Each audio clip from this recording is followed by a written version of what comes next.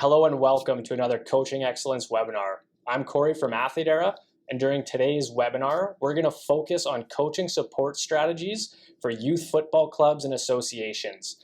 Now, in order to do this, I'm going to be discussing this topic with Brian Guebert, who's the Executive Director of Saskatoon Minor Football. Now, I'm really excited to be going into this topic and have Brian sharing his insights on this, because he has a great educational background and has seen a lot of success with his program so far. So Brian originally completed his master's degree in education with a research focus on age-appropriate sports programs. He then went on to start Saskatoon Minor Football, which has grown from around 300 participants to over 4,400. And to do this, they offer a variety of programs for kids between the ages of 3 to 17 and cater to both high performance and recreational style programming. So if you're maybe an executive director of another club, director of coaching, administrator, technical director, and you're looking for some additional guidance on what you can do to support coaches within your programs, you're definitely going to want to stick around and watch this webinar and see what Brian has to say. So without further ado, let's get into it. So Brian, I guess to kick it off, thanks for joining us. And the leading question that I would like to ask is what motivated you to found Saskatoon Minor Football?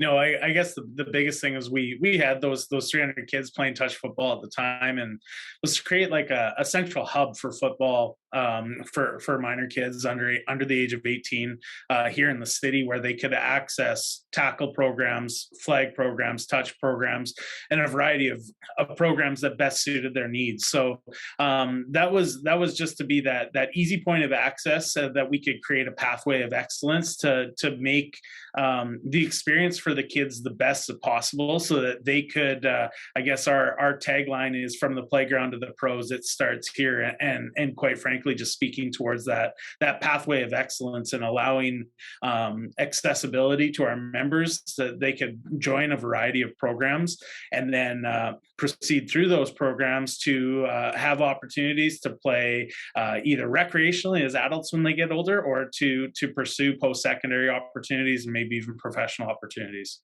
Yeah, that's fantastic. And I also know that so from your background, you actually, did your master's degree through the College of Education, and it was a focus on age-appropriate sports. So can you just speak to that a little bit and kind of how you rolled some of that into your programming at Saskatoon Minor Football?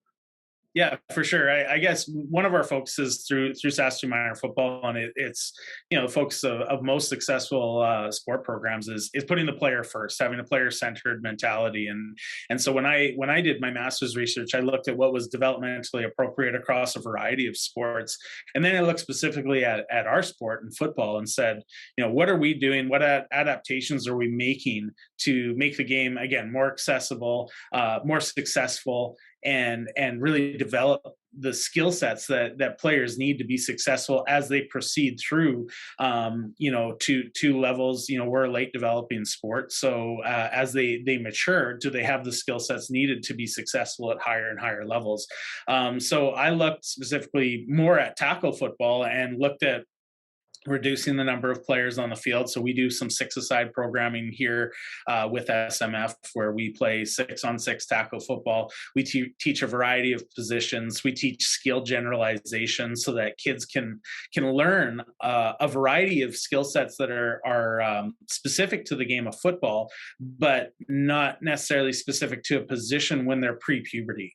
We don't want to, typecast a kid too early in life and then take away opportunities maybe later on because their body type changed, or maybe their team had a different need, and they have those skill sets to fill that need, as opposed to not be able to do that. So that was one of the things that I kind of looked most specifically at, was how can we best serve our players and put our players first, so that they have the most success when it matters. And us being a late developing sport, it really doesn't matter how good you are when you're 10, 11, 12 years old going through puberty. It matters more when you're 18, 19 years old, when you can earn scholarships, play post-secondary, participate on national teams, go to national championships with provincial teams.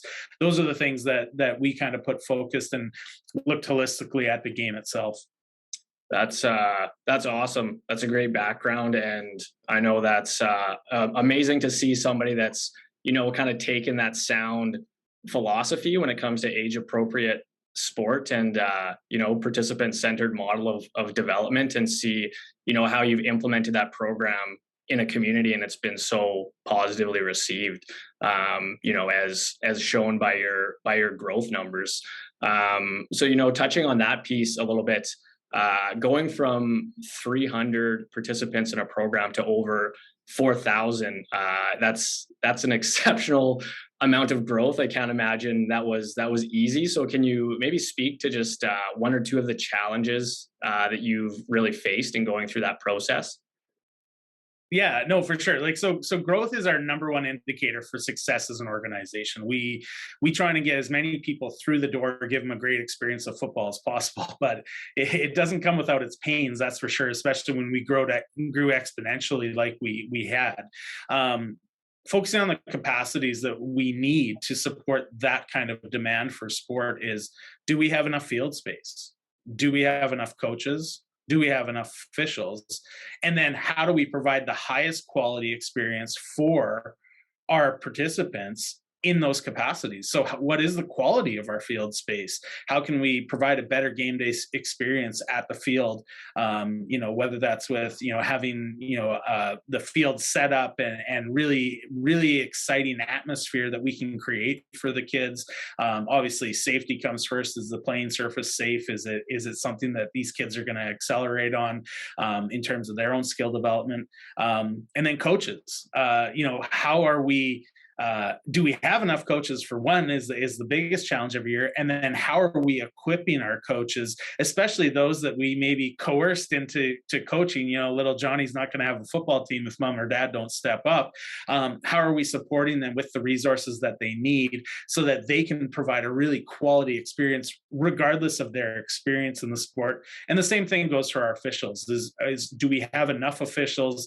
Are they there educating our players on the rules of the game? Are they enforcing the safety and the rules as it goes, so that we best educate our players as they go through it? So those are kind of the three challenges of the three capacities that we really look at. But one of the biggest things is definitely the coaching aspect. Is how do we bring in new coaches every year? How do we give them a great experience, and how do we retain them as we go? Because if we invest all this time into training coaches, hopefully we give them a great experience and they want to continue to come back and continue to progress in their own education as coaches. Yeah, for sure. I think that's a really good summary of kind of some of those key things that you have to look at, if you're planning for growth when it comes to a community-run youth sports program. Obviously relating to us a little bit, I'd like to dive into the coaching piece a little bit more, and just get a little bit of a better understanding. What is your philosophy, when it comes to developing and supporting coaches, with a number of coaches that have come through and have been involved in your programming over the years? I'm sure you've you've learned a lot in terms of what you can do to support them, and maybe things that didn't go so well. So could you just discuss a little bit of your coaching philosophy, and maybe how the development and support of those coaches kind of changes when it comes to preseason, in season, and postseason? Yeah, for sure. I think the first thing we do when we look at recruiting of coaches is make coaching as accessible as possible, right? We have to be sensitive with any volunteer that we get through our program, in particularly coaches. Is they're there for a reason. Usually it's for the support and the development of their own child, but they come from a variety of backgrounds. Some are very experienced with their own lives playing football, perhaps coaching football, and others have none whatsoever, or maybe they're fans of the NFL or CFL. So how can we make coaching as accessible as possible, but also being sensitive to one of the challenges we face with volunteers is we're always demanding of their time. And so how can we create an efficient enough environment that we're we're not overwhelming them with all the things they have to do to be a volunteer coach for their own child, but rather how can we equip them to be a quality, successful coach without demanding too much of their own time. So that's kind of the first thing we try and do when we're recruiting coaches is how can we make this as accessible as possible? How can we, provide them football in a bag, if you will? Here's everything you need right now to make sure that your kids are developing skills, they're learning about the game, it's age appropriate for what they need to know, and they're having fun at the end of the day. And player retention is obviously one of the other indicators that we look at. We look at growth, how many people we get through the door, and then how many players can we retain, and that's because they had a great experience. Same thing goes for coaches. We want to give our coaches as great of an experience as possible, and equip them with the tools that they need to have to be successful for the development of their own children on their team. So that's one of the first things that we really look at in terms of our coach development. Yeah, those are all really really important things. And then can you speak to maybe to give the viewers a little bit more of an idea? That's kind of the philosophy. What sort of tools do you use at Saskatoon Minor Football, throughout the season to support your coaches in delivering high quality programming? Well, I think one of the number one things to be efficient is great communication, right? So that's kind of evolved over the years since, we started back in 2002. It was a list of phone numbers and you reach out to people and you have your phone trees too.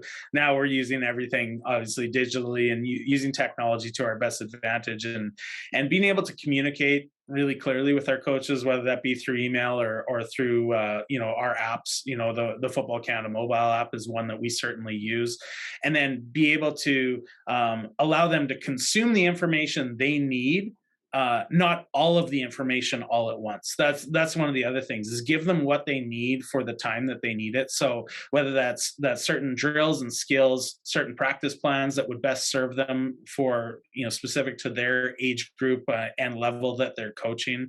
And so certainly, diving into this whole idea of innovation and use of technology just really drives the efficiencies of our ability to not be a burden on the time of our coaches.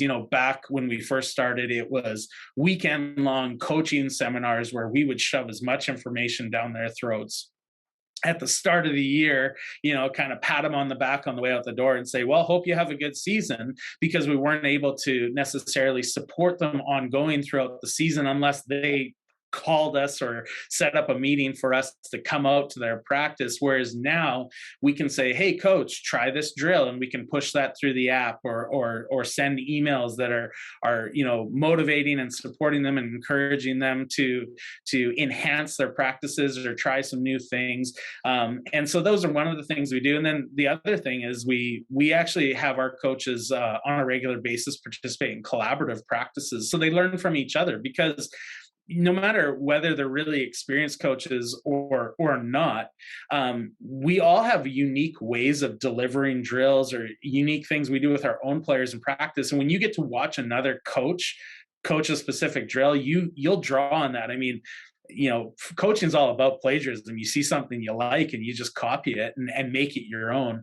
And so that's one of the things that we've really encouraged as well. And as we can support them through the app saying, hey, try these new drills and stuff like that, we oftentimes will get feedback from our own coaches saying, hey, here's that drill I use. Can we put it in the app, and can we add these drills? And then we can, send that out, and it really accelerates the amount of drills and opportunities that our coaches have that they can draw on throughout the season to keep the experience for the kids unique, lots of variety in there, and still with that emphasis on skill development and player development.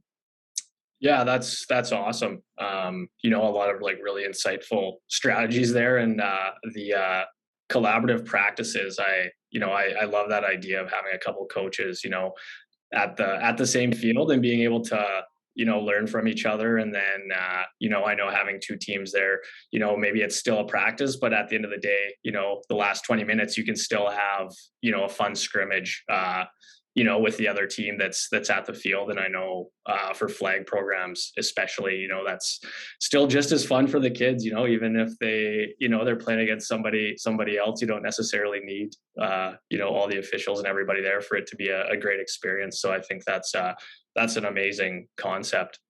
And that's absolutely it too, is as much as we put an emphasis on development, that is absolutely priority number one for us as an organization.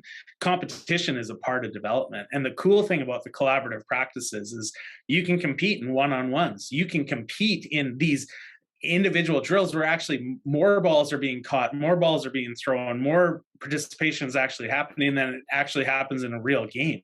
So you have that opportunity to compete on a different level. And I mean, hey, if you watch NFL Hard Knocks or anything like that, we see these collaborative practices all the time, even at the pro levels. And if it's good enough for them, why isn't it good enough for us and our kids, and have an opportunity for us coaches to just learn from each other as we go through a season?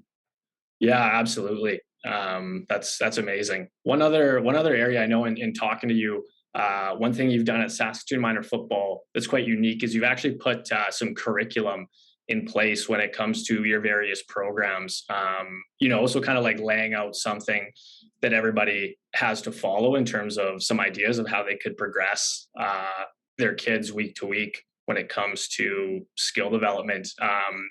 Can you just kind of speak to how that curriculum, putting that together, how that's been received by the coaches that are involved with your program? Yeah, it's certainly been for our inexperienced coaches, our first time coaches, it's a breath of fresh air. So it's like, oh, there's a playbook, if you will, to follow, or a script to follow, that if I jump through these hoops, I'm probably going to give my kids a really good experience. And then for our more experienced coaches, it's just that reminder of, oh yeah, maybe I should put some emphasis on this skill or something as a week goes on. And we try and develop the curriculum so that they are age specific and they fit within the divisions of our various leagues, and they can go through it and access it so that they're hitting on the points that our players should be accomplishing at whatever age level they are. And again, really puts that emphasis on safety, right? When you get into contact football, there should be a real emphasis on tackling and blocking, and ensuring that we're spending X number of minutes dedicated to really working on these skills that provide a really good, safe experience, which leads to a quality experience for our athletes. So, being able to have curriculums, insertion schedules for plays, it makes it more about developing the player than it does necessarily out scheming your opponent or tricking that kid that's never seen the triple reverse or certain plays like that, right? So we again put that emphasis on the coaches so that they can focus on skill development rather than necessarily out scheming their opposing coach or their kids with deception, again, before they need to. Once you get to higher levels in that long-term athlete development, train to train stage and stuff like that, hey, go nuts. That's where the game really does start to take off in terms of the X's and O's. But the X's and O's are more successful when you have that foundation of skills to build on. Yeah, absolutely. I think again, some great points, and just love the philosophy. And I think a lot of people just kind of hearing from your experience and how you approach things can be quite helpful. But we kind of want to keep these interviews concise and short. So, as a little bit of a wrap up, if you were speaking to an administrator, a commissioner, somebody that might be new to running youth sports programming, whether it be football, whether it be a different sport, or, maybe somebody that's been running a program for a little while and is more so looking to grow and expand their program within the community, what are kind of 3 key takeaways you would give for that individual when it comes to developing and supporting their volunteer coaches? I'd say be really proactive in your approach.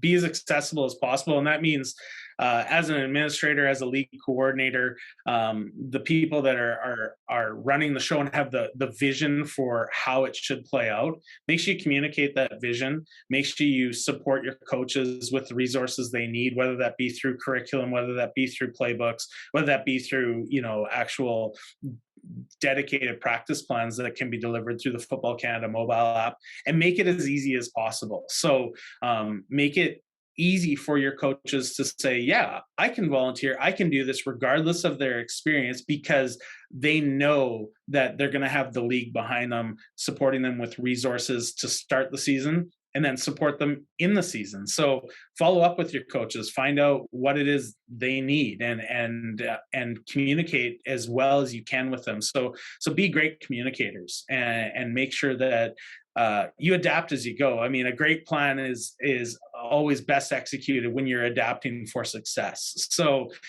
make sure that you're communicating, you're listening to your members and to your coaches, and you're doing a great job that way. And then follow up with them at the end of the year.